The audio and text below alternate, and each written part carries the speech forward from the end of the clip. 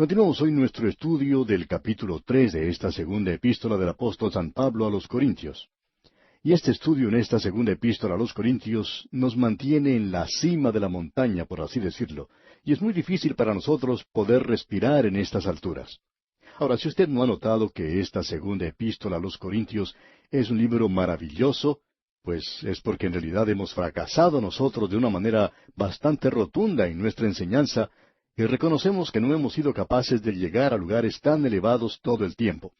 Quizás somos arrastrados hacia abajo un poco, pero este es un libro glorioso, maravilloso, y esperamos que el Espíritu de Dios lo haga algo real para cada uno de nosotros.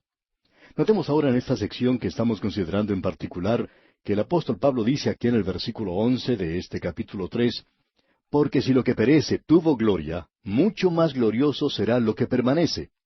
Pablo está haciendo aquí un contraste entre la ley, el otorgamiento de la ley y el día de gracia en el cual vivimos. Aún el otorgamiento de la ley fue algo glorioso. Ahora, antes de leer los próximos dos versículos, los versículos 12 y 13 de este capítulo 3 de la segunda epístola a los Corintios, quisiéramos que usted piense en esto, amigo oyente. ¿A qué es lo que Pablo hace referencia cuando él dice aquí en los versículos 12 y 13? Así que, teniendo tal esperanza, usamos de mucha franqueza, y no como Moisés, que ponía un velo sobre su rostro para que los hijos de Israel no fijaran la vista en el fin de aquello que había de ser abolido. Otra vez la pregunta, ¿a qué se está refiriendo Pablo? Hay dos cosas aquí a las cuales quisiéramos dirigir su atención. En primer lugar, necesitamos reconocer que hubo el primer otorgamiento de la ley y un segundo otorgamiento. Cuando Moisés subió al monte Sinaí, Dios le había dado las tablas de la ley y que él mismo había escrito. Esa era la ley que esta gente de Israel tenía que guardar, tenía que cumplir, y en realidad tenían que ser salvos o juzgados por ella. Ahora, mientras Moisés estaba en el monte Sinaí, el pueblo de Israel rompió las dos primeras leyes. No tendrás dioses ajenos delante de mí. Moisés mismo tuvo que decir que temía y temblaba porque esa ley era muy estricta, muy rígida. Era ojo por ojo, diente por diente, quemadura por quemadura, herida por herida, golpe por golpe. Y era algo absoluto, era una justicia y santidad intrínseca. Lo que el hombre merecía según la ley tenía que recibir, y esta gente estaba rompiendo la ley, violando la ley. ¿Qué iba a pasar con ellos entonces?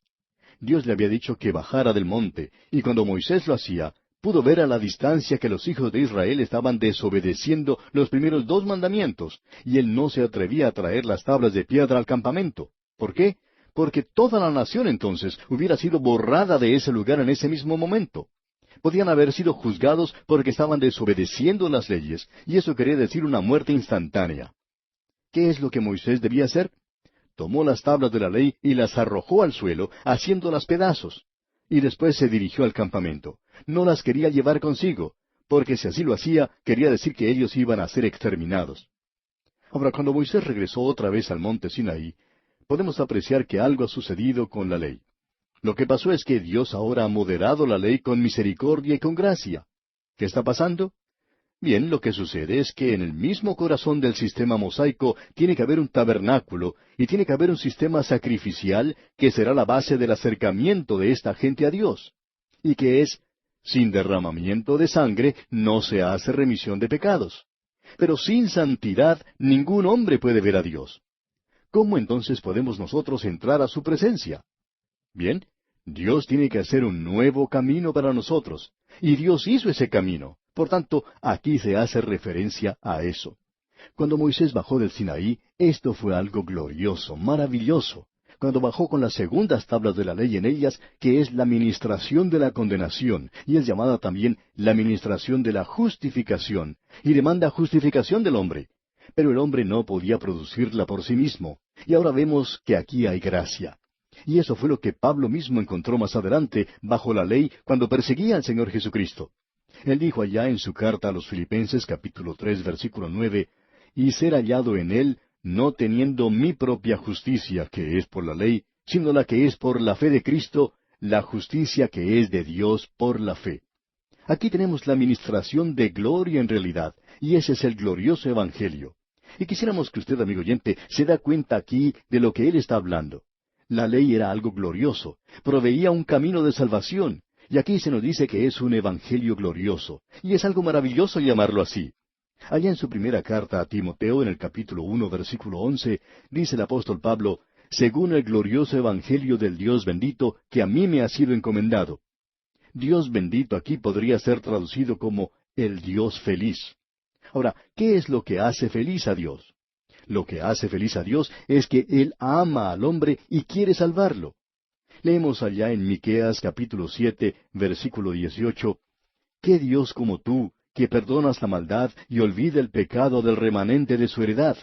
No retuvo para siempre su enojo, porque se deleita en misericordia. Y la razón es que Él se deleita en la misericordia y no tiene placer en la muerte de los pecadores, sino que quiere que el pecador se vuelva de su camino pecaminoso y viva. Dios, amigo oyente, quiere salvar, y eso es lo que hace feliz a Dios. Tenemos un Dios feliz, y este es un cuadro maravilloso el que se nos presenta. En verdad, es un cuadro glorioso. Notemos ahora esto, que cuando Moisés bajó la segunda vez del monte Sinaí, había gozo en su corazón y su rostro resplandecía, ya que ahora había un camino para los hijos de Israel por medio del sistema de los sacrificios. Ahora, permítanos aclarar aquí una vez más que el velo se puso en su rostro, Moisés lo hizo, no porque su rostro estaba resplandeciendo tanto que no lo podían mirar, sino porque la gloria estaba comenzando a desaparecer. Era algo glorioso, pero estaba comenzando a desvanecerse. ¿Y qué ocurre entonces? Bueno, sus mentes habían sido cerradas hasta el día de hoy, porque leemos en el versículo 14 lo siguiente, pero el entendimiento de ellos se embotó, porque hasta el día de hoy, cuando leen el antiguo pacto, les queda el mismo velo no descubierto, el cual por Cristo es quitado. Lo que Pablo está diciendo aquí es que el velo que Moisés se colocó sobre su rostro está ahora sobre la mente de la gente del pueblo de Dios. Y está allí porque en realidad este pueblo no ve que Cristo es el fin de la ley para justificación y que Él es el cumplimiento de la ley. Allí notamos entonces la ceguera del pueblo de Israel. Veremos más adelante cuando lleguemos a considerar el próximo capítulo que el Dios de este mundo les ha cegado el entendimiento a esas personas que son incrédulas. Eso lo veremos en el capítulo 4 de esta segunda epístola a los Corintios. Volviendo ahora al capítulo 3 que estamos considerando, Pablo dijo en el versículo 12, así que, teniendo tal esperanza, usamos de mucha franqueza. El Evangelio le había dado a Pablo una gran esperanza, mucha confianza, de manera que pudiéramos decir sin ningún temor que el Señor es mi ayudador, el Señor es mi salvación, y que un día seremos llevados con Él a las nubes. Ahora alguien quizá diga, bueno, usted sí que se cree bastante bueno. No, amigo oyente, yo soy bastante pecador si quiere saber la verdad. Pero la confianza nos llega a través del glorioso Evangelio que nos ha traído esperanza, esperanza para el hombre. Y Pablo dice que por eso usamos de mucha franqueza en nuestra forma de hablar. Pablo hablará un poco en el próximo capítulo sobre el hecho de que nosotros tenemos un tesoro en vasos de barro. Cuando él estaba predicando el Evangelio, dejó eso bien claro. Él dijo, no fui con excelencia de palabras o de sabiduría, pues me propuse no saber entre vosotros cosa alguna, sino a Jesucristo y a este crucificado. ¿Cómo me agradaría ver en nuestros seminarios y escuelas bíblicas que nosotros pudiéramos regresar al tiempo cuando dependíamos del Espíritu de Dios y no en nuestros propios métodos, inteligencia o habilidad? Depender simplemente de la palabra de Dios para poder hacer la obra de Dios. Hoy en día tenemos gran cantidad de métodos y maneras y sistemas de hacer las cosas que estamos utilizando buscando que la gente levante sus manos, que firme alguna tarjeta, que pase adelante, que haga esto, que haga aquello. Amigo oyente, si nosotros hoy pudiéramos aprender a usar un lenguaje sencillo, presentando el mensaje de Dios tal cual es, podríamos entonces darnos cuenta que eso es lo que realmente importa y es de gran ayuda para todos. Llegamos una vez más a esta declaración de que Moisés puso un velo sobre su rostro. La gloria ya se había ido. Sus mentes estaban cegadas como si tuvieran un velo sobre ellas. Y dice este versículo 15 del capítulo 3 de la segunda epístola a los Corintios, y aún hasta el día de hoy, cuando se lee a Moisés, el velo está puesto sobre el corazón de ellos. Cuando ellos leían la ley, pensaban que quizá la podrían cumplir y pensaban que quizá ellos lograrían un mérito por hacerlo. Pero nos damos cuenta, amigo oyente, que aún en el Antiguo Testamento la gente no tenía esa confianza que uno podría esperar o que debería haber en el corazón y la mente del pueblo de Dios. Uno puede ver que aún David se hallaba perplejo. David había presentado algunas preguntas. Job se encontraba completamente sorprendido. Y Ezequías volvió su rostro hacia la pared y lloró con gran lloro. Él no podía entender. Permítanos decirle, amigo oyente, que este es un día cuando el más débil de los santos que confían en Jesucristo tiene la absoluta certeza, la absoluta seguridad de su aceptación perfecta con Dios. Siguiendo adelante, Pablo dice aquí en los versículos 15 al 17, y aún hasta el día de hoy, cuando se lea a Moisés, el velo está puesto sobre el corazón de ellos. Pero cuando se conviertan al Señor, el velo se quitará, porque el Señor es el Espíritu, y donde está el Espíritu del Señor, allí hay libertad. Amigo oyente, solo el Espíritu de Dios hoy puede levantar el velo y ayudarnos a ver que Cristo es el Salvador. Solamente Él puede hacerlo, y como resultado, es el único. Y solo el Espíritu de Dios puede hacer eso verdadero y real. Pablo está hablando a su pueblo en su día, como lo hizo Simón Pedro. Simón Pedro dijo allá en el libro de los Hechos, capítulo 10, versículo 43, de éste dan testimonio todos los profetas, que todos los que en él creyeren recibirán perdón de pecados por su nombre.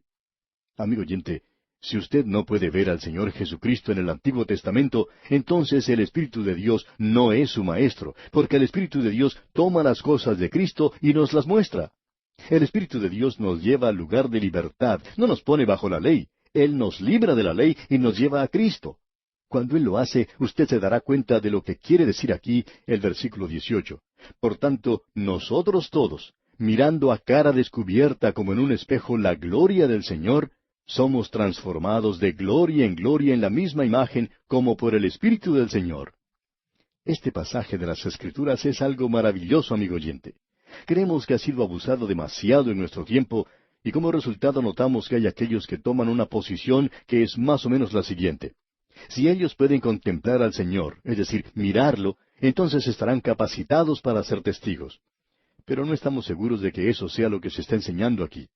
Permítanos decirle, amigo oyente, que creemos que Él está hablando claramente sobre algo completamente distinto, y creemos que es algo muy importante. Él está hablando de cómo el Evangelio del día de hoy está velado, cubierto. Ahora el velo es quitado y estamos mirando al Señor Jesucristo. Lo que no nos permite verle claramente es que hay pecado en nuestras vidas. Pero si lo vemos a Él aquí cuando dirigimos nuestra mirada hacia Él, esto es lo que apreciamos. Porque el Señor es el Espíritu, y donde está el Espíritu del Señor, allí hay libertad. Por tanto, nosotros todos, mirando a cara descubierta. Hay algunos que utilizan aquí la palabra reflejando, y creo que es mucho mejor decir contemplando, como en un espejo, la gloria del Señor. La idea no es la de una reflexión en orden para transformar, sino la de contemplar hasta ser transformado. Entonces sí podemos reflejar la gloria. Al contemplar al Señor Jesucristo, usted es transformado, amigo oyente. En otras palabras, la palabra de Dios no solo lo regenera, no solo somos regenerados por el Espíritu de Dios usando la palabra de Dios, sino que como dice el apóstol Pedro allá en su primera carta, capítulo 1, versículo 23, siendo renacidos no de simiente corruptible, sino de incorruptible, por la palabra de Dios que vive y permanece para siempre. Esto es muy importante, porque en la palabra de Dios nosotros podemos ver al Señor. Él no es un superestrella, Él no es simplemente un hombre. En la palabra de Dios usted ve a Cristo sin velo, y esto es maravilloso. Se cuenta la historia de un anciano que estaba enfermo de muerte. Su médico le había informado que no pasaría mucho tiempo antes de su muerte. Un amigo, que aparentemente era su pastor, llegó a visitarlo y a pasar un rato conversando con él. Este amigo le dijo, «Me dicen que no va a estar con nosotros por mucho tiempo más». ¡Qué forma de consolar a un enfermo! Y también le dijo al enfermo, «Espero que usted pueda por lo menos dar un pequeño vistazo al rostro del bendito Salvador cuando usted pase por el valle de sombra de muerte». Y el morimundo, mirando hacia arriba y con un esfuerzo, le dijo, «Ahora ya no quiero simplemente dar un vistazo, ya que en los últimos 40 años he podido contemplar su rostro, y ahora no quedaré satisfecho con simplemente un vistazo». Amigo oyente, permítanos decirle que esto es algo maravilloso, el poder contemplarle hoy mismo. ¿Quiere usted, amigo oyente, ser como Cristo? Entonces debe contemplarle. Ponga sus ojos en Cristo, tan lleno de gracia y amor, y lo terrenal sin valor será a la luz del glorioso Señor. Yo necesito esto, amigo oyente, y espero que usted también sienta la necesidad de verlo a Él en las páginas de la palabra de Dios y que pueda crecer para ser igual que Él. Bien, llegamos ahora al capítulo 4 de esta segunda epístola a los Corintios. Y tenemos aquí otro aspecto del consuelo de Dios. Vimos en el primer capítulo el consuelo de Dios para los planes de la vida. Luego, en el segundo capítulo, observamos el consuelo de Dios al restaurar a los santos que habían pecado. Y en el capítulo 3, el consuelo de Dios en el glorioso ministerio de Cristo. ¿No es cierto que ese capítulo 3 fue algo maravilloso? Pues bien, no vamos a descender de la cima de la montaña. Vamos a continuar aquí arriba porque aquí tenemos el consuelo de Dios en el ministerio del sufrimiento por Cristo. No estamos muy seguros, pero quizá tengamos que subir aún más arriba. Y pensamos que estamos llegando a una altura donde se nos hace muy difícil respirar. Pero continuemos hacia arriba, amigo oyente. Él nos llama a subir más alto. Y eso es lo que queremos hacer. Leamos pues el primer versículo de este capítulo 4 de la segunda epístola a los Corintios. Por lo cual, teniendo nosotros este ministerio según la misericordia que hemos recibido, no desmayamos. Este es el ministerio, dice, el ministerio glorioso. El ministerio que Él nos ha dado hoy es un ministerio que ningún hombre podía haber creado. Ningún hombre lo podía haber inventado. Es algo imposible de hacer para cualquier persona. Yo no encuentro ninguna otra razón por la cual Él me haya permitido entrar en esta actividad, sino por lo que Pablo dice aquí en este versículo, según la misericordia que hemos recibido. Como ya dijimos anteriormente, Dios es rico en misericordia. Él no la usó toda antes de llegar a mí porque Él vio que yo necesitaría mucha, y Él ha sido rico en misericordia para conmigo. Y por su misericordia ha permitido que tengamos este ministerio radial. Podemos asegurarle, amigo oyente, que esa es la razón de su existir, y a causa de eso, nosotros no desfallecemos. Nos regocijamos en esto hoy. Y aquí vamos a detenernos por hoy, amigo oyente, porque nuestro tiempo desafortunadamente ha tocado ya a su fin.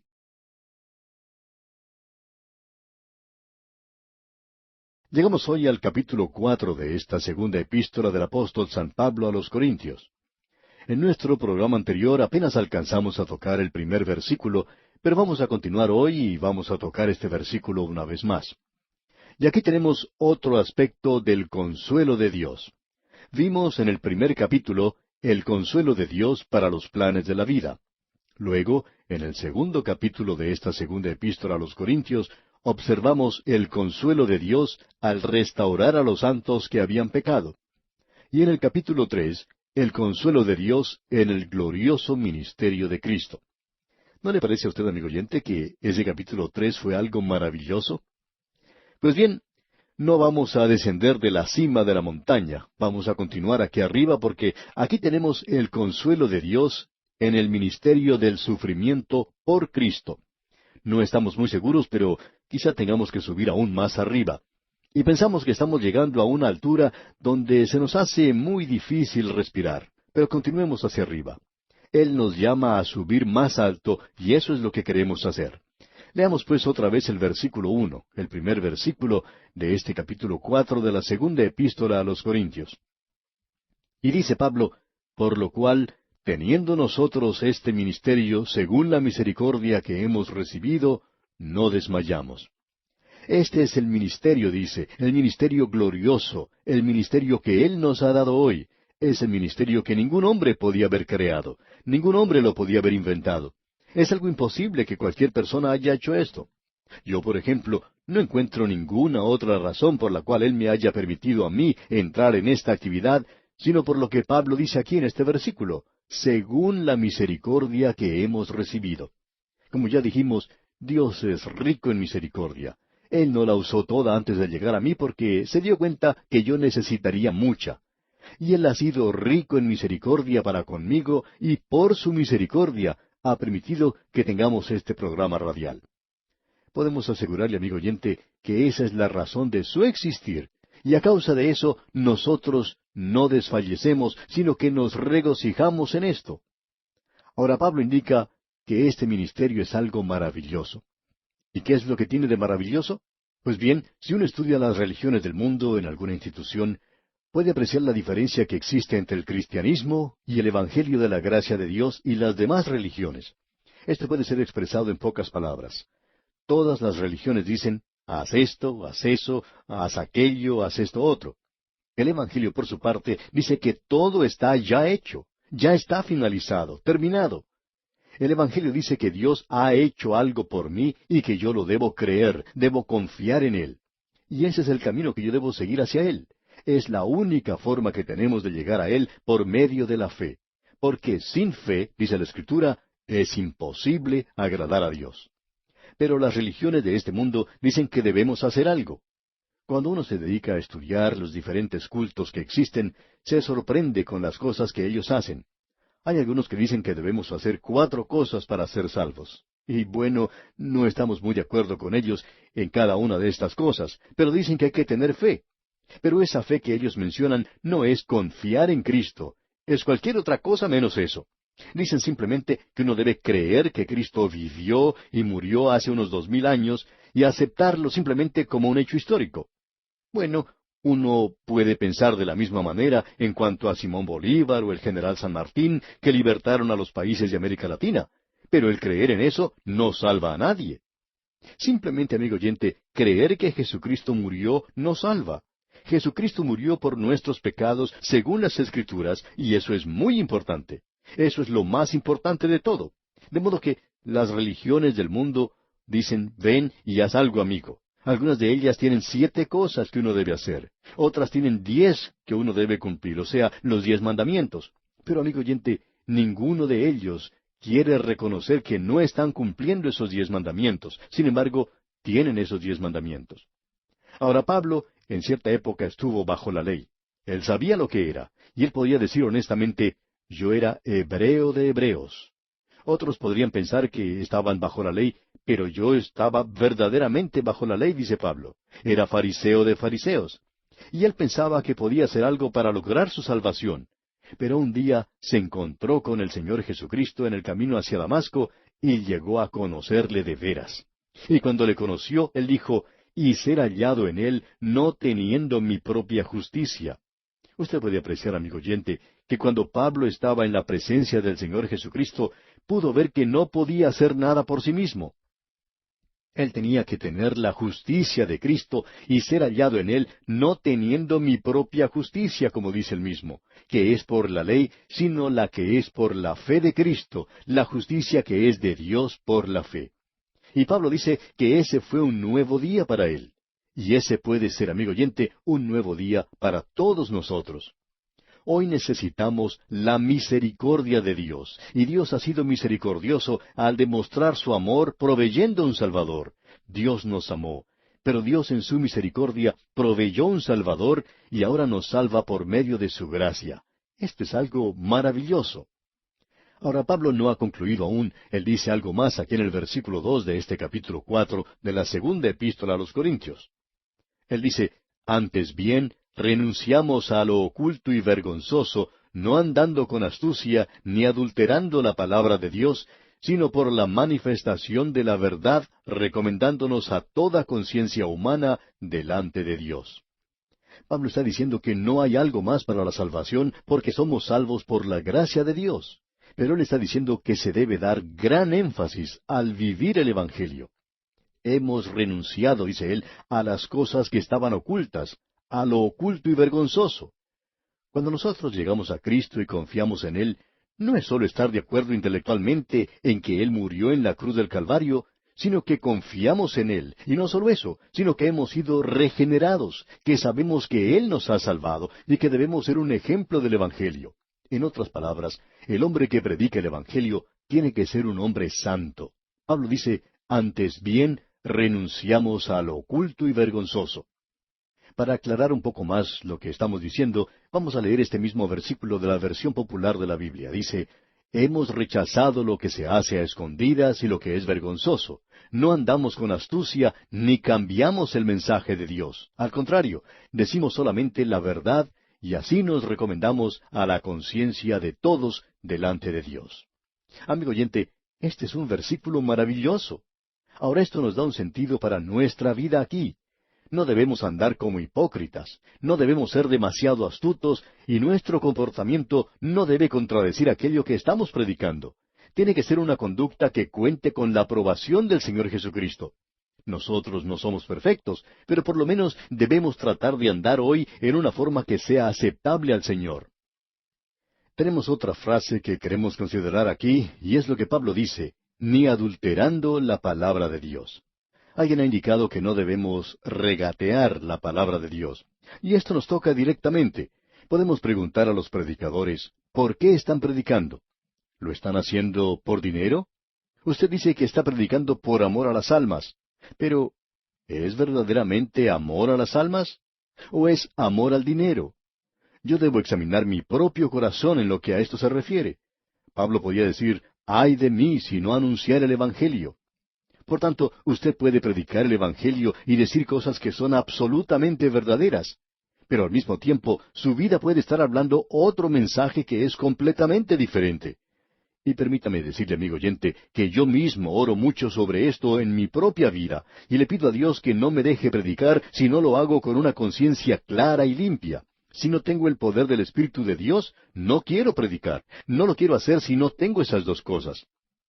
Usted sabe, amigo oyente, que es glorioso predicar el Evangelio, pero es algo terrible el predicarlo si dentro de uno mismo hay falta de sinceridad, falta de honradez, si no estamos dedicados completamente al Señor, o simplemente no tenemos una profunda convicción en cuanto al Señor.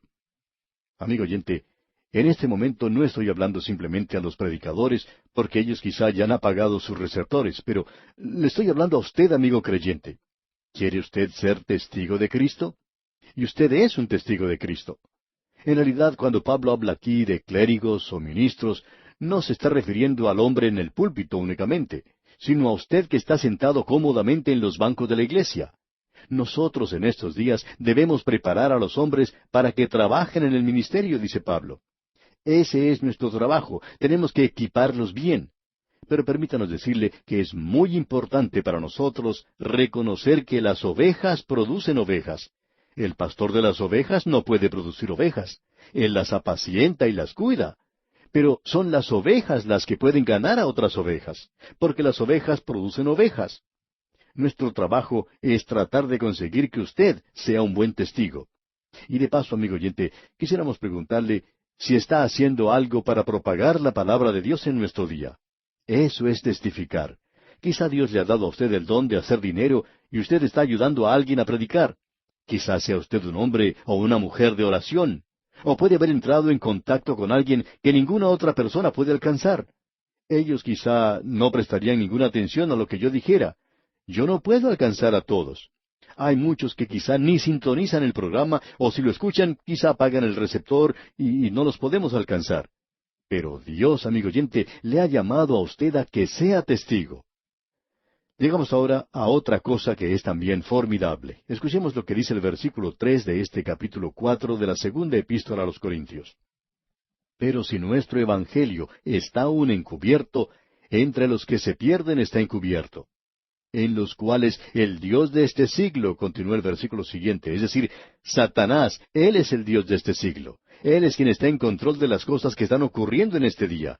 Es el que maneja o dirige lugares como las Naciones Unidas, por ejemplo. Él es quien está detrás de todas esas cosas hoy, y lo está haciendo en todo el mundo. Él es el Dios de este siglo. ¿Y qué es lo que ha hecho? Pues Él ha cegado el entendimiento. Leamos lo que sigue aquí en el versículo 4. Dice, en los cuales el Dios de este siglo cegó el entendimiento de los incrédulos para que no les resplandezca la luz del Evangelio de la gloria de Cristo, el cual es la imagen de Dios. Esto es algo tremendo lo que tenemos ante nosotros, amigo oyente. ¿Usted ha escuchado alguna vez decir a alguien, bueno, yo no entiendo el Evangelio, lo he escuchado toda mi vida, pero no me dice nada absolutamente? Yo he escuchado decir eso una y otra vez a la gente y ¿qué es lo que ha pasado? Pues que Satanás los ha cegado. La luz está brillando, pero el diablo lo ha cegado a usted para que no la pueda ver. Es como lo que ocurrió en cierta mina. Ocurrió una gran explosión y los mineros quedaron atrapados dentro de la mina. Finalmente, pudieron recibir comida desde afuera, como también luz para que pudieran ver. Al encender la luz, un joven minero, dirigiendo sus ojos directamente a la luz, dijo, ¿por qué no encienden las luces? Y todos los demás lo miraron confundidos. Él había quedado ciego por la explosión. Y Satanás lo ha cegado a usted y mucha gente está diciendo, ¿por qué no encienden la luz? No veo el Evangelio para nada. Es que Satanás los ha cegado, amigo oyente, y esa es su condición en el presente. Ahora hay otros que dicen, bueno, usted sabe, hay cosas en la vida que no puedo comprender.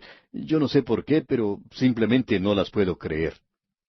Hace tiempo recibimos una carta de un hombre que nos quería enfrentar en esto, diciendo que el Evangelio que estábamos presentando no era verdadero y que nosotros sabíamos que la Biblia no era verdadera. Él escribió de una manera bastante arrogante. Se le escribió en respuesta a su carta diciéndole que nunca habíamos visto una muestra de tanta ignorancia y arrogancia. ¿Sabe usted cuál era su problema? El problema era que no podía creer las cosas que leía en la Biblia. Había pecado en su vida y la Biblia lo estaba condenando y él no quería aceptar eso. Y esa es la condición en la que se encuentran muchas personas hoy. No hay ningún problema con la Biblia. El problema está en sus propias vidas. Amigo oyente, si usted quiere continuar en su pecado, usted lo puede hacer, pero el que pierde es usted. Ahora usted puede ir a Cristo. No me diga que no lo puede hacer porque sí es posible para usted acudir a Cristo. Por eso es que Pablo dice aquí en el versículo 5 de este capítulo 4 de la segunda epístola a los Corintios, porque no nos predicamos a nosotros mismos, sino a Jesucristo como Señor, y a nosotros como vuestros siervos por amor de Jesús. Amigo oyente, solo el Señor Jesús le puede salvar. Ahora veamos el versículo 6. Porque Dios, que mandó que de las tinieblas resplandeciese la luz, es el que resplandeció en nuestros corazones para iluminación del conocimiento de la gloria de Dios en la faz de Jesucristo. Ahora Pablo está hablando de la creación del universo. Yo no sé cuándo tuvo lugar la creación. Hay muchas personas que piensan que nosotros, los fundamentalistas, creemos que Dios creó el universo allá en el año 4004 antes de Cristo a las 9:32 de la mañana. Amigo oyente, permítanos decirle que ese es un punto de vista demasiado tonto como para prestarle atención. No conocemos a nadie, a ninguno de los hermanos fundamentalistas que hayan tomado en serio tal cosa.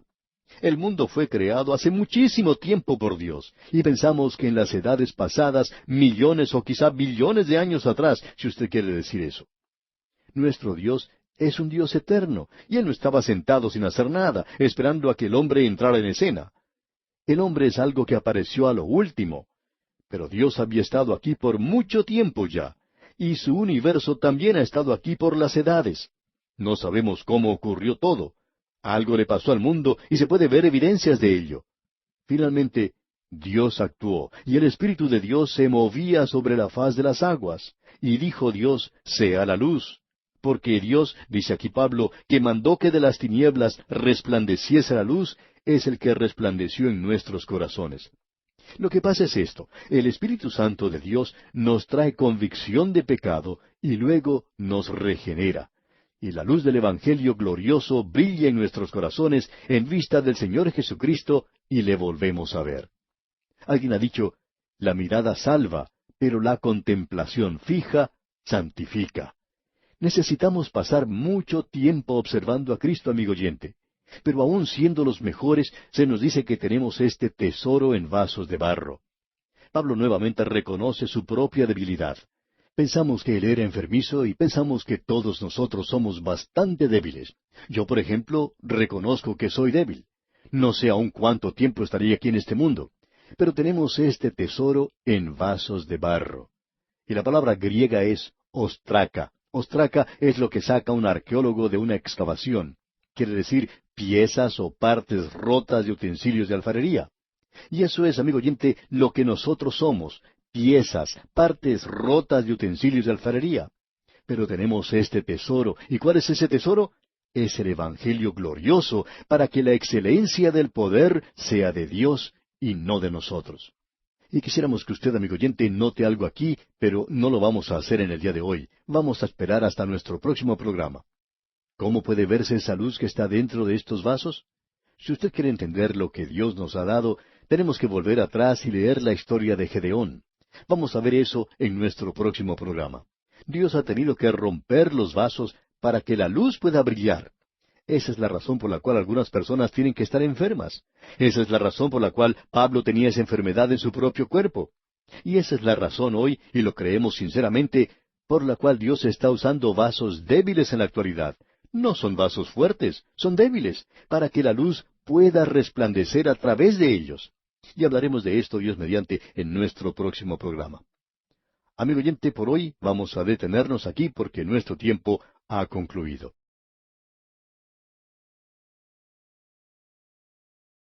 Continuamos hoy en el capítulo 4 de esta segunda epístola del apóstol San Pablo a los Corintios, en esta sección que trata del consuelo de Dios. Ante nosotros tenemos el consuelo de Dios en el ministerio del sufrimiento por Cristo. En nuestro programa anterior no logramos cubrir esta sección. Pablo comenzó hablando de la gloria del ministerio. Nos habla de esto en los versículos 3 y 4, que ya leímos y vamos a leerlos nuevamente. Dicen, pero si nuestro evangelio está aún encubierto, entre los que se pierden está encubierto, en los cuales el Dios de este siglo cegó el entendimiento de los incrédulos, para que no les resplandezca la luz del evangelio de la gloria de Cristo, el cual es la imagen de Dios. Ahora, ¿qué es lo que no permite que la gente crea en la actualidad? Satanás ha cegado la mente de la gente. Amigo oyente, créanos cuando decimos que usted y yo nos sentimos poco menos que impotentes cuando presentamos la palabra de Dios, porque tenemos a un enemigo que se opone y que ciega la mente de la gente. Recibimos en nuestro programa cartas de personas que nos dicen, he escuchado su programa y no puedo entender bien lo que usted está diciendo.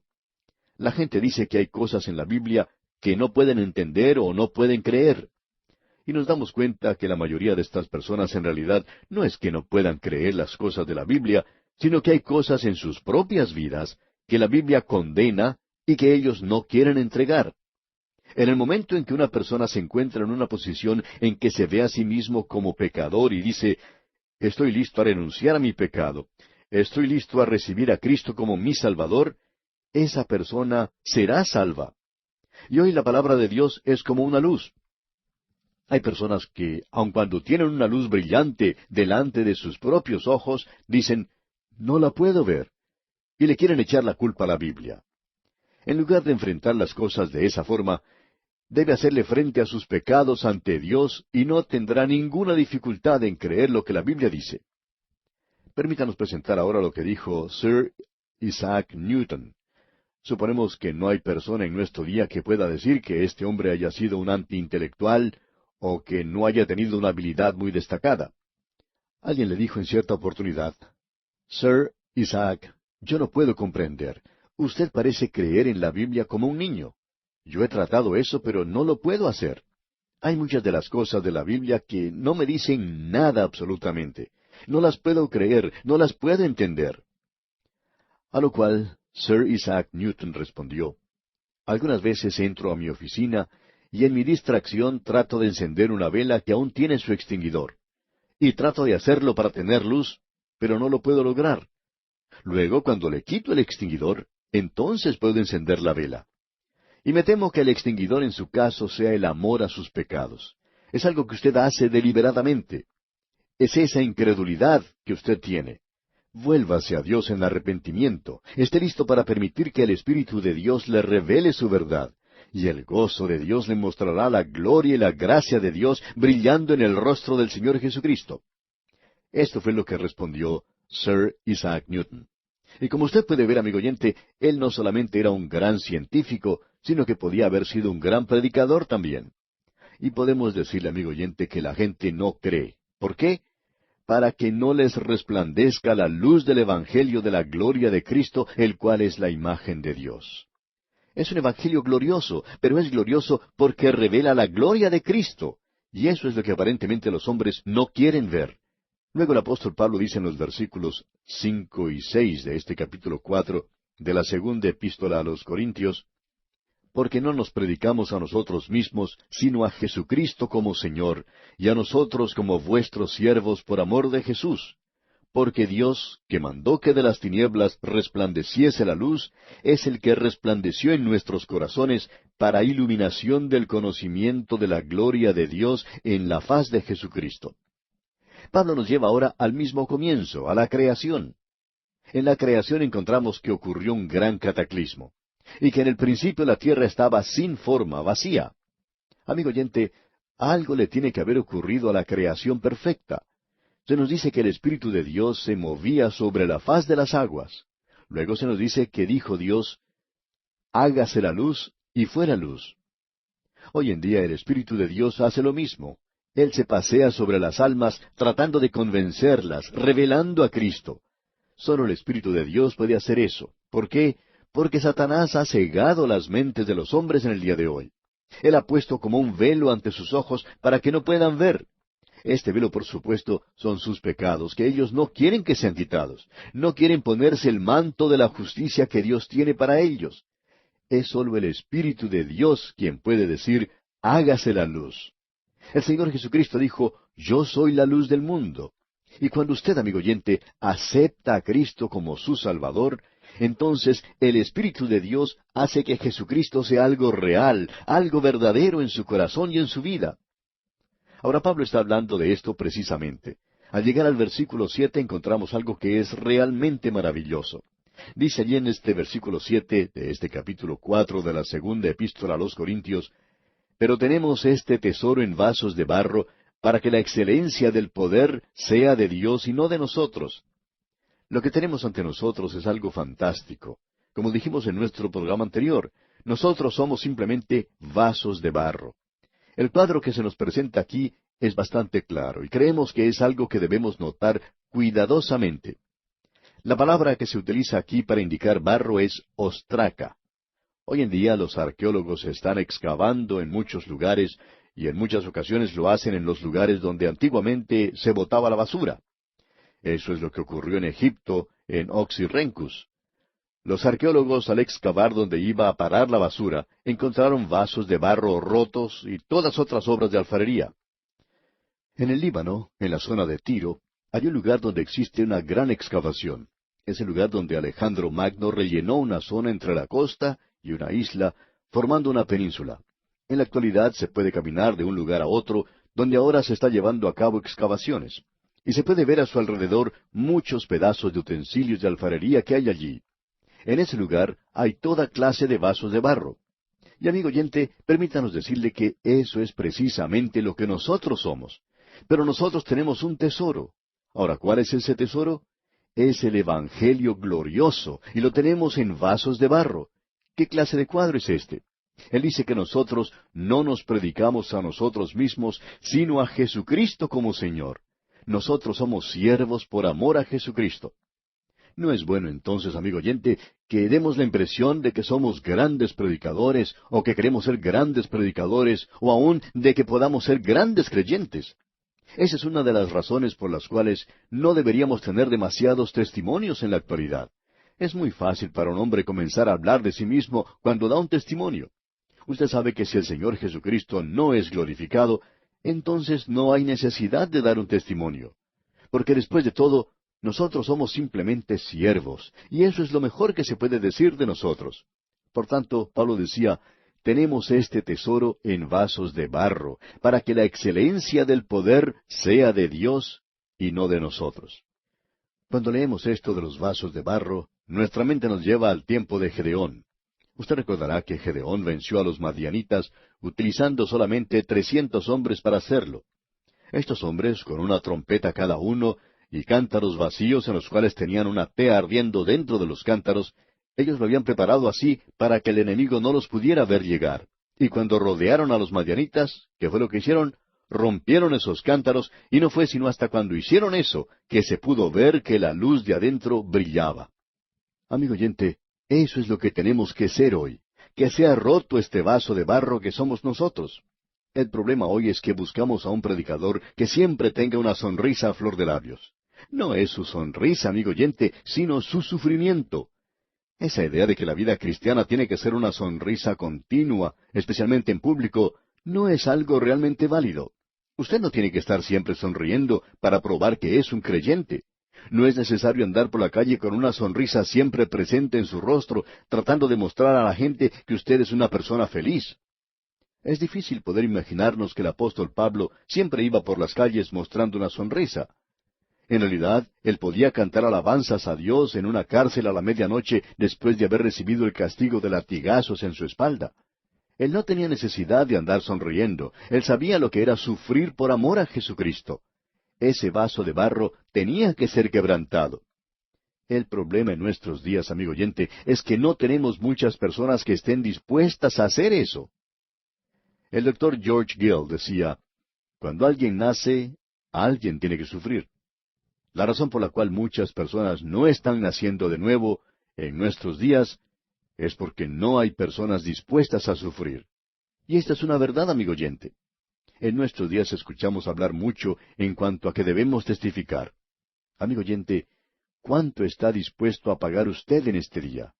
No simplemente el ir a golpear una puerta o visitar a alguien. No queremos disminuir en nada el valor de todo esto, pero el vaso de barro debe ser quebrantado.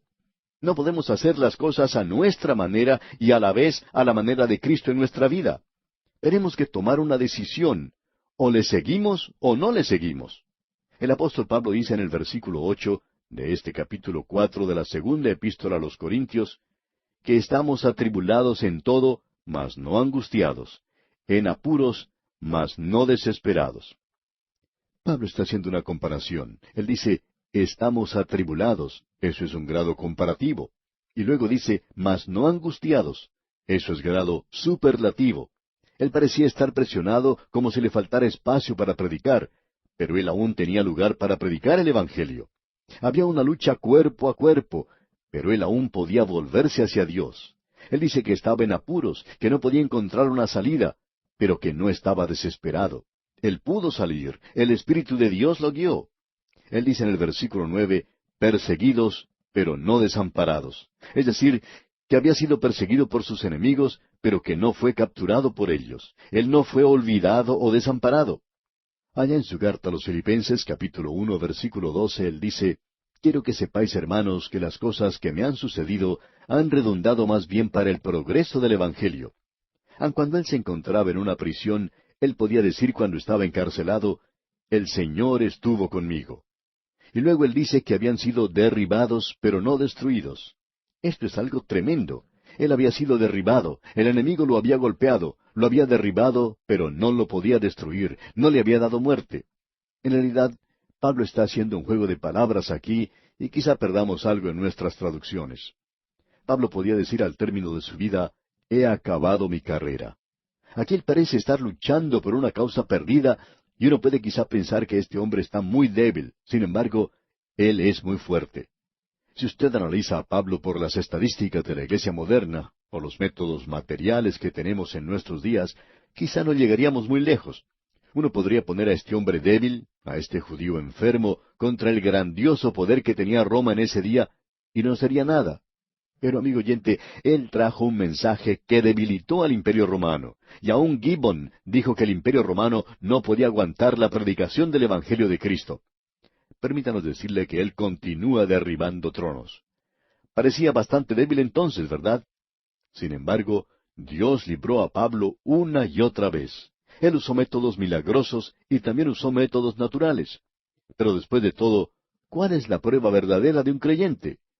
En nuestros días estamos en una época de acuerdos, de compromisos, de avenencias, en un día de cosas expedientes, un día cuando uno analiza a un hombre por la popularidad que tiene o por cuántos amigos puede tener. El doctor Roberto Schuller decía en Los Ángeles, California, en los Estados Unidos, hace algunos años, yo mido a un hombre por los enemigos que tiene, es decir, si uno tiene el enemigo adecuado. Siempre nos ha gustado tener cierta clase de enemigos, y tenemos los enemigos adecuados, amigo oyente, y es así como nos gusta. ¿Qué es lo que Pablo está diciendo aquí? Bueno, leamos el versículo 10 de este capítulo 4. Llevando en el cuerpo siempre por todas partes la muerte de Jesús, para que también la vida de Jesús se manifieste en nuestros cuerpos. Esto que tenemos aquí entre nosotros es algo maravilloso, es algo tremendo. Pablo podía decir, usted recordará ya en su primera carta a los Corintios, capítulo 15, versículo 31, os aseguro, hermanos, por la gloria que de vosotros tengo en nuestro Señor Jesucristo, que cada día muero. Y allá en su carta a los Romanos, capítulo 8, versículo 36, él dice, como está escrito, por causa de ti somos muertos todo el tiempo, somos contados como ovejas de matadero. Y una vez más en su primera carta a los Corintios, capítulo 4, versículo 9, porque según pienso, Dios nos ha exhibido a nosotros los apóstoles como postreros, como a sentenciados a muerte, pues hemos llegado a ser espectáculo al mundo, a los ángeles y a los hombres. Pablo no estaba allí como para sonreír, sino para sufrir. Creyente que nos escucha, usted debe sufrir. Creemos que esto es algo bastante importante en nuestro día. Es muy importante esto en el día y hora en que vivimos. Cuán maravilloso es poder tomar un lugar junto con el Señor Jesucristo en estos días. Ahora en el versículo 11 nos dice el apóstol Pablo, porque nosotros que vivimos siempre estamos entregados a muerte por causa de Jesús, para que también la vida de Jesús se manifieste en nuestra carne mortal. Esta es una porción maravillosa de las Escrituras, que en nuestro momento más débil pueda ser el momento cuando somos más fuertes. Luego en los versículos 12 y 13 dice, de manera que la muerte actúa en nosotros y en vosotros la vida, pero teniendo el mismo espíritu de fe, conforme a lo que está escrito, creí, por lo cual hablé, nosotros también creemos, por lo cual también hablamos. Pablo dice aquí, en otras palabras, que él puede hablar a causa de su fe, y él puede hablar y hacerlo de una manera muy audaz. Y continúa en el versículo 14 diciendo, sabiendo que el que resucitó al Señor Jesucristo, a nosotros también nos resucitará con Jesús y nos presentará juntamente con vosotros. Esto es algo muy interesante de notar, y es muy importante que veamos esto, que Pablo no consideraba la muerte como el fin de todo. Él estaba mirando más allá. Es una de las experiencias por la cual él tenía que pasar. En el próximo capítulo, Pablo nos va a hablar del consuelo en el ministerio del martirio por Cristo, es decir, el entregar la vida de uno por amor a Jesucristo. Así es que él está diciendo que él ocupa el lugar de la muerte. Él está muerto a las cosas del mundo. ¿Por qué? Porque él ahora está unido al Cristo vivo. Y porque él está unido al Señor Jesucristo, puede decir lo que leímos en este versículo 14, que vamos a leerlo una vez más. Sabiendo que el que resucitó al Señor Jesús, a nosotros también nos resucitará con Jesús y nos presentará juntamente con vosotros. Y por tanto, a causa de esto, dice, tomamos esta posición aquí en los versículos 15 y 16. Escuche usted. Porque todas estas cosas padecemos por amor a vosotros, para que abundando la gracia por medio de muchos, la acción de gracia sobreabunde para gloria de Dios. Por tanto, no desmayamos. Antes, aunque este nuestro hombre exterior se va desgastando, el interior no obstante se renueva de día en día. Este es un versículo maravilloso, amigo oyente. Al envejecer nosotros y al llegar a una edad madura, comenzamos a morir, en lo que a este cuerpo que tenemos se refiere, pero crecemos en la gracia y el conocimiento de Jesucristo. Cuando uno llega a ser viejo, siempre desea ser mucho más joven y saber lo que sabe ahora.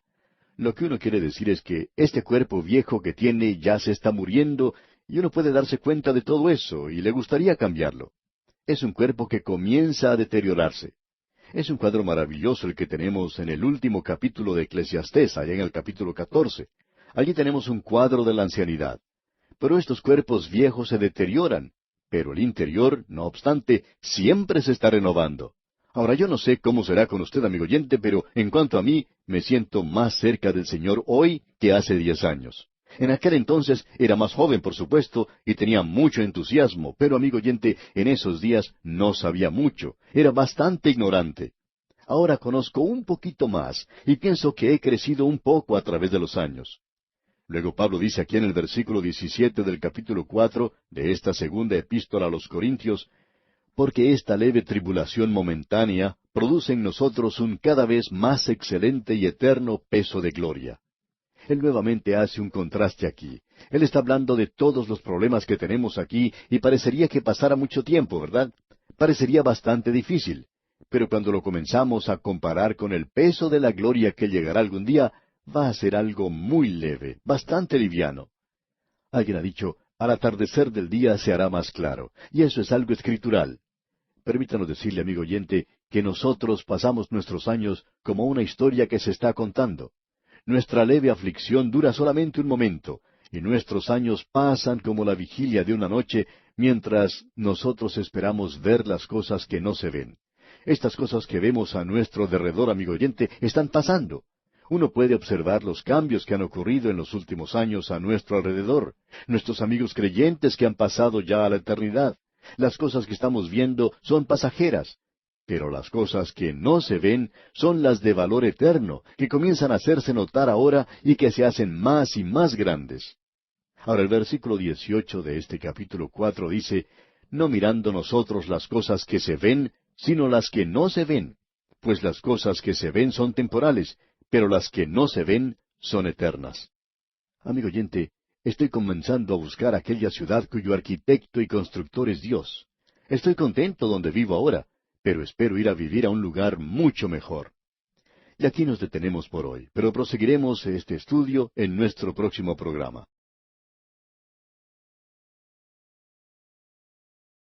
En nuestro viaje por la segunda epístola del apóstol Pablo a los Corintios, llegamos hoy al capítulo 5. Y al llegar a este capítulo todavía estamos en la primera sección en que se ha dividido este libro y que trata del consuelo de Dios. Tenemos ahora ante nosotros el consuelo de Dios en el ministerio del martirio por Cristo. Hemos visto ya el consuelo de Dios en el glorioso ministerio de Cristo en el capítulo 3, y cuán maravilloso es ese lugar cuando podemos hoy presentar a un Cristo revelado, quien ha quitado el velo con que antes estaba cubierto. Luego tenemos el consuelo de Dios en el ministerio del sufrimiento por Cristo, como vimos en el capítulo 4. Y hoy tenemos el consuelo de Dios en el ministerio del martirio por Cristo, y queremos ver eso. Ahora, el versículo 1 de este capítulo 5 de la segunda epístola a los Corintios dice, «Porque sabemos que si nuestra morada terrestre, este tabernáculo, se deshiciere, tenemos de Dios un edificio, una casa no hecha de manos, eterna en los cielos». Quisiéramos que usted, amigo oyente, preste atención a lo que Pablo está diciendo aquí. Él no dice, esperamos tener una morada, o tenemos expectación de tener una morada, o aún creemos tener una morada. ¿Se fijó usted lo que él dijo aquí? Él dice, sabemos que tenemos una morada. Y amigo oyente, créanos que este sabemos aquí es muy importante. Es un sabemos que quiere decir que lo sabe por experiencia. Él lo sabe debido a que el Espíritu de Dios se lo ha revelado. La palabra tabernáculo proviene de la palabra skinai, lo que quiere decir es tienda. Y esa es la palabra que se utilizaba en las antiguas traducciones del Antiguo Testamento. El tabernáculo del Antiguo Testamento, el tabernáculo mosaico, se le llamaba un skinai.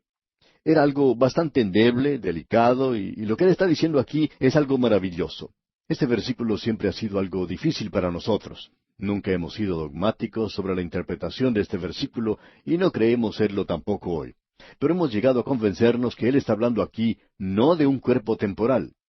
Siempre hemos sugerido que si esta nuestra morada terrestre, este tabernáculo, esta tienda en la que vivimos, es decir, este cuerpo nuestro, que si se deshiciere, tenemos un edificio en Dios, una morada, una casa no hecha de manos, eterna en los cielos. Y hemos pensado por mucho tiempo que podría ser que Él nos había dado algo quizá temporalmente. Algo así como cuando uno toma algo prestado, que no es suyo propiamente, lo utiliza por un tiempo y luego lo devuelve. Y el Señor nos da un cuerpo temporal hasta que nos vaya a dar un cuerpo nuevo. Pero nunca nos gustó eso. Pero nos parecía que eso era lo que estaba diciendo. Pero, amigo oyente, quisiéramos que usted se dé cuenta que eso no es así. Lo que Pablo está diciendo aquí es que es eterno en los cielos, y eso no es temporal. Está hablando de un cuerpo nuevo que nosotros vamos a recibir. Observemos esto por un momento, amigo oyente, porque, hablando francamente, esta es una sección de la palabra de Dios bastante importante. Lo que es de suma importancia y algo que debemos tener bien clarificado en nuestras mentes y corazones es que existe un hombre interior y un hombre exterior. Usted recuerda que el apóstol Pablo habló sobre eso en el capítulo anterior. Él dijo que, aunque este nuestro hombre exterior se va desgastando, el interior, no obstante, se renueva de día en día.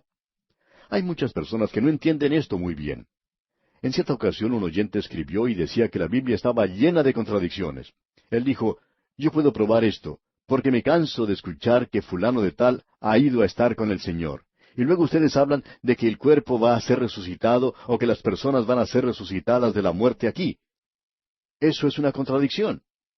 Pues bien, este hombre no ha interpretado esto correctamente, ya que el cuerpo es puesto en la tumba, pero el individuo, la persona verdadera, se ha ido a estar con el Señor. Si esa persona era creyente en Cristo, por supuesto. Usted puede ver que las cosas que se ven son temporales. Hay muchos oyentes que nos han estado escuchando por varios años, y algunos han viajado para conocernos personalmente. Y cuando ellos vienen, nos conocen. Ven la casa en la que vivimos, es decir, esta tienda, y francamente hablando, esta tienda en la que yo vivo es algo bastante débil. Ya está siendo sacudida por el paso del tiempo, y se está debilitando mucho. El cuadro que sugerimos estudiar se menciona allá en el libro de Eclesiastés, y confiamos que usted lo lea con tiempo en alguna ocasión. En el futuro llegaremos a esa sección de la Biblia y la estudiaremos. Lo que allí se presenta es lo que pasa a las personas que llegan a la ancianidad. Allí se nos habla claramente de lo que ocurre al cuerpo cuando se vuelve viejo. En Eclesiastés capítulo 12, versículo 3 dice, «Cuando temblarán los guardas de la casa». Esta casa ya vieja. ¿Y quiénes son esos guardas?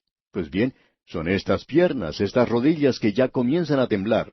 Luego dice, «Y se encorvarán los hombres fuertes».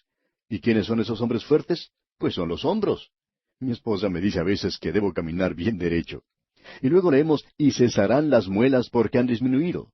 Se le van a caer los dientes, amigo oyente, porque son pocos. Y continúa, «Y se oscurecerán los que miran por las ventanas». Hay personas que necesitan lentes bifocales o aún trifocales. Y quizás se puedan acordar cuando eran jóvenes que solo necesitaban lentes simples o absolutamente nada. Pero al avanzar la edad se necesita más ayuda para poder ver. Y dice, «Y las puertas de afuera se cerrarán por lo bajo del ruido de la muela». Hay hombres y mujeres que al llegar a la ancianidad tienen una voz bastante débil, quizá un poquito chillona, y eso es lo que está ocurriendo en todos nosotros. Este es el hombre exterior, pero existe un hombre interior, y ese hombre interior es espiritual. Es difícil para nosotros comprender esto. Ahora, Dios es una persona, pero Dios no es un Dios físico, material. Dios es espíritu.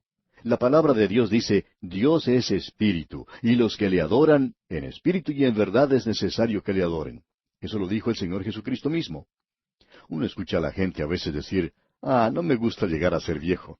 Amigo oyente, uno puede disfrutar de eso.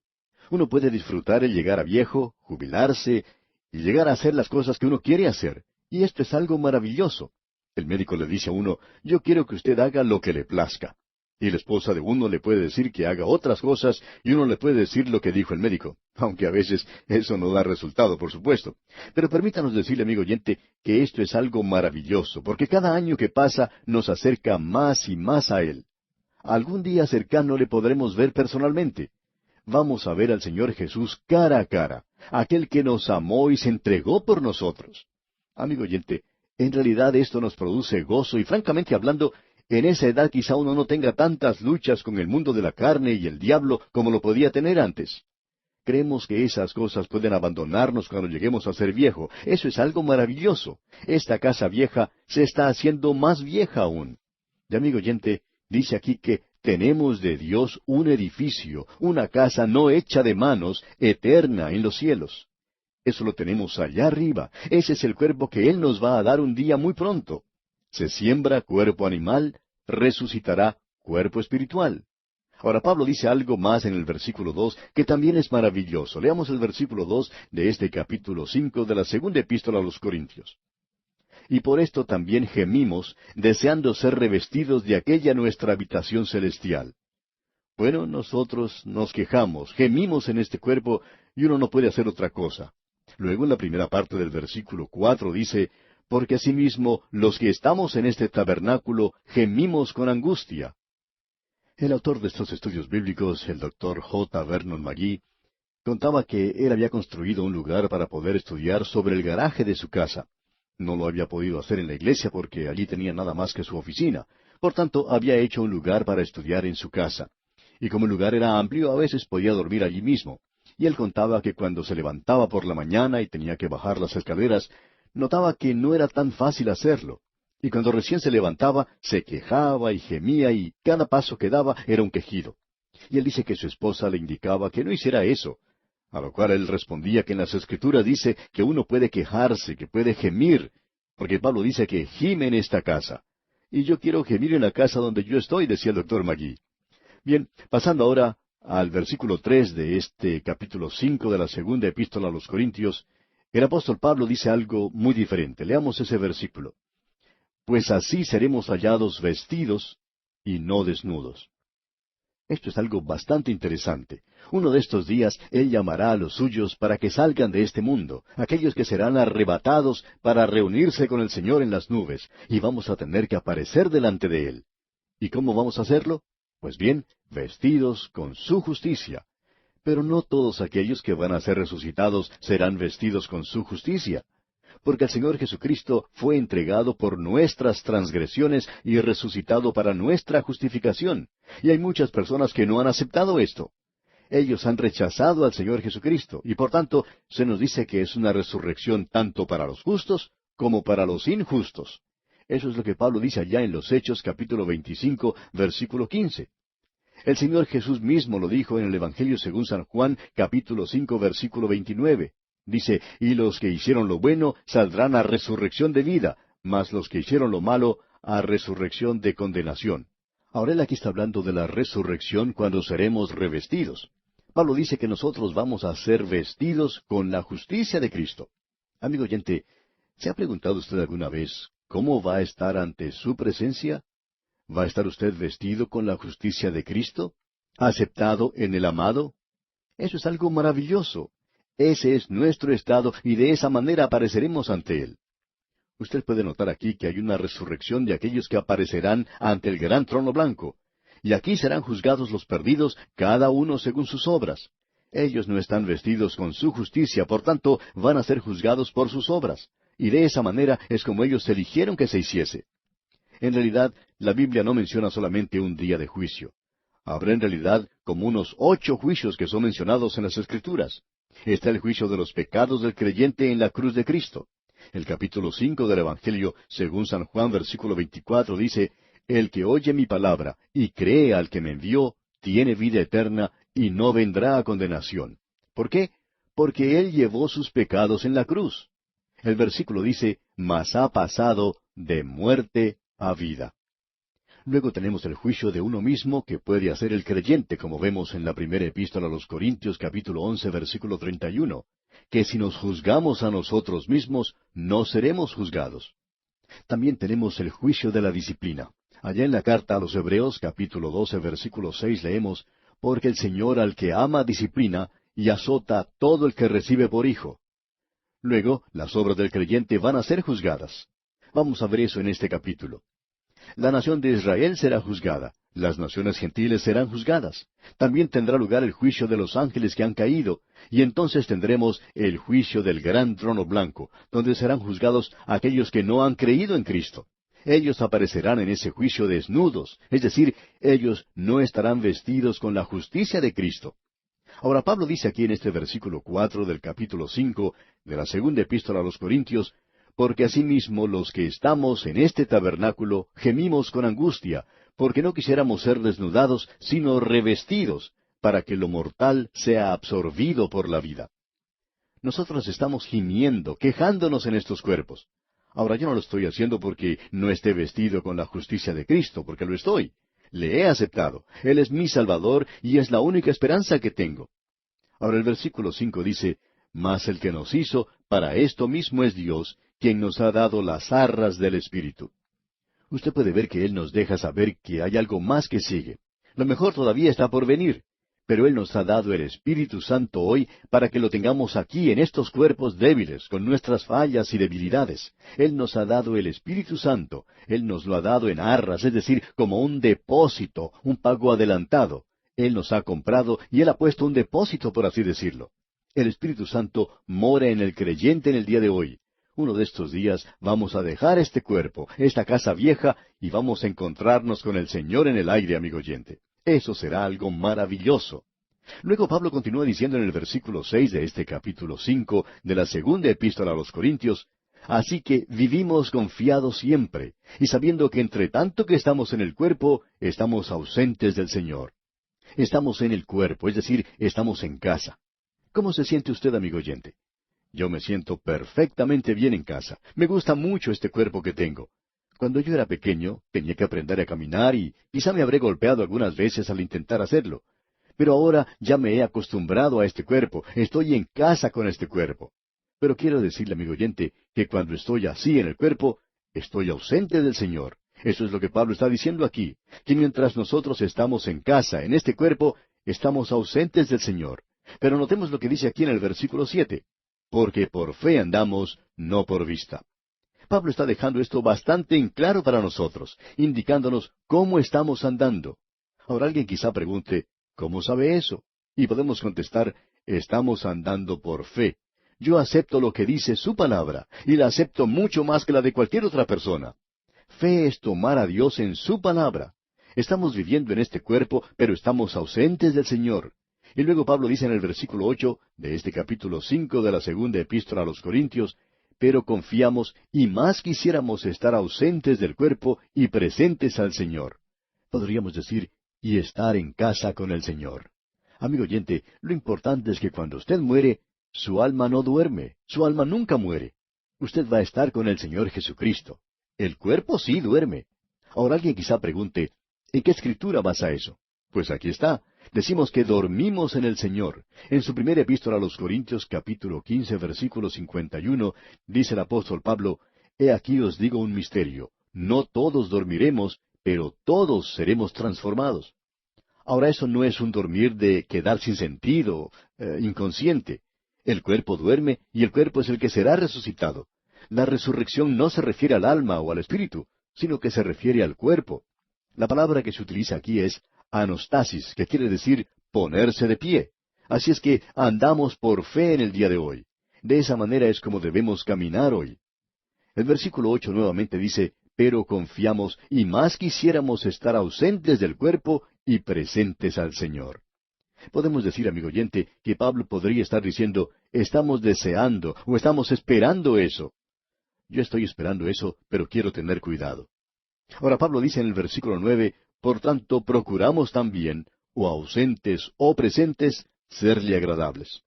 Ahora, ¿cómo es esto de serle agradable? Pues bien, él va a hablar sobre esto. Leamos ahora el versículo 10 de este capítulo 5 de la segunda epístola a los Corintios. Porque es necesario que todos nosotros comparezcamos ante el tribunal de Cristo, para que cada uno reciba según lo que haya hecho mientras estaba en el cuerpo, sea bueno o sea malo. Porque es necesario que todos nosotros comparezcamos ante el tribunal de Cristo. Aquí se está hablando del lugar llamado Bema. Ese era un lugar donde los jueces de la ciudad hacían comparecer ante ellos a ciertos ciudadanos para tratar de juzgar las cosas que ellos habían hecho. No era cuestión de vida o muerte. Aquí no se trata del gran trono blanco. Es el tribunal de Cristo. ¿A quién está hablando Pablo aquí? Él está hablando a los creyentes. Todos nosotros, los creyentes, debemos comparecer para recibir la recompensa o la pérdida de la recompensa por las cosas que hayamos hecho con nuestro cuerpo. Cuando nosotros llegamos ante su presencia, ya hemos acabado con este viejo cuerpo. Pero, amigo oyente, ¿cómo lo usó usted? ¿Cómo vivió en este mundo? Por tanto, Pablo deja bien en claro que él quería quedarse aquí y tratar de hacer las cosas lo mejor posible. Por eso es que Pablo podía decir allá en su carta a los Filipenses, usted recordará, para mí el vivir es Cristo y el morir es ganancia. Él decía, el ir con Cristo es mucho mejor, pero yo quisiera quedarme un poco más. Me gustaría quedarme para beneficio de los demás. Me gustaría predicar el Evangelio un poco más. El autor de estos estudios bíblicos, el doctor J. Vernon McGee, contaba que en cierta ocasión él recibió una carta de un buen amigo, quien le escribió cuando se enteró que tenía cáncer, y en la carta ese amigo le decía, otros están orando para que el Señor le sane, pero yo estoy orando para que el Señor se lo lleve, porque sé que usted está listo. El doctor McGee dice que le contestó, un momento, usted deje que el Señor decida eso. Eso es algo entre el Señor y yo. Usted no se mete en esto porque yo soy como ese jovencito que cuando un predicador una noche preguntó, ¿cuántos de ustedes quieren ir al cielo? Todo el mundo levantó la mano, menos ese muchacho. El predicador lo miró y le preguntó, ¿qué? ¿No quieres ir al cielo? A lo cual el joven le contestó, seguro que quiero ir al cielo, pero yo pensaba que usted estaba tratando de enviar a un grupo esta misma noche. Y añade el doctor McGee, bueno, yo soy como ese muchacho. No quiero ir en este mismo momento cuando tenía ese cáncer. Pues bien, Pablo tampoco quería partir. Él dijo que quería quedarse. Y yo quiero también quedarme en este cuerpo tanto como sea posible. Pablo dice, confiando en esto, yo sé que quedaré, que aún permaneceré con todos vosotros para vuestro provecho y gozo de la fe. Quería predicar más de Cristo a la gente. Él decía, yo quiero que Cristo sea magnificado en mi cuerpo. Presente o ausente, yo quiero que Cristo sea magnificado para ser aceptado por Él y poder recibir la recompensa. Bien, aquí vamos a detenernos por hoy, amigo oyente.